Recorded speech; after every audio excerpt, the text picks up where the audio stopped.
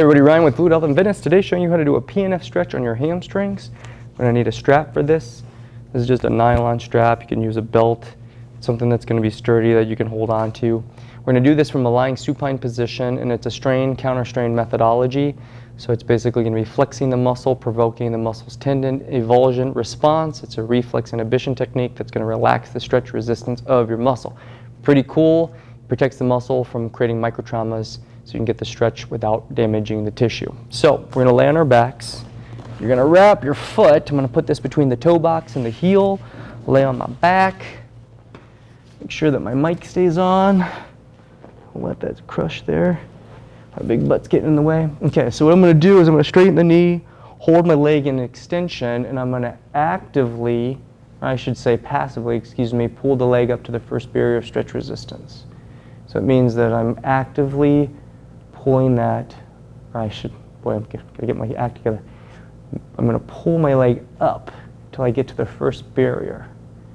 So that means I'm passively stretching the muscle, an external force moving the muscle to its first barrier for resistance. That's the definition of passive stretch. Okay, so I'm gonna hold it there. Now again, the stretch resistance in the muscle should calm down, shouldn't be neural, so you shouldn't feel like pins and needles, paresthesia. Shouldn't be a tingling or neurogenic or any kind of neuralgia pain. Make sure you don't feel any of that. It should be soft. Once you get to that first relaxation, it'll calm down a bit. You'll feel less pressure on your hands. You can actively lift it up with your own volition. So I'm using my muscles and my hip flexors to pull up on the leg. And then I can passively hold it there again. So I'm passive and actively holding it. The acronym is PAPS, passive, active, passive. So I'm passive to passively holding it. It'll relax again. So you'll feel less resistance on the band. Now I can strain, so passive, active, passive strain. The acronym is PAPS.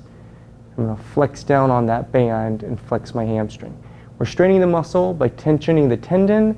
It's going to again provoke that tendon relaxation response. You're going to hold that muscle under flexion for about 10 seconds, and then relax it, and then again passively stretch it to the next barrier. And then resume that same sequence of techniques. And that's again called a PNF, or a neuromuscular stretch, proprioceptive neuromuscular facilitation. Strain, counter strain for short. Again, you can do 2 or 3 iterations of that with the net intent to get the knee to extend and the hip to flex. We want to see active range of motion through the hamstrings. Hamstrings are often hypertensed.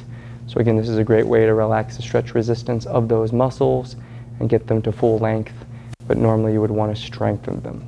So again, lengthen and then strengthen. Don't want to just shut them off and then forget it. You got to get them strong and long. So questions on any of that, reach out to us at admin@fluidhealthandfitness.com. We'll see you soon.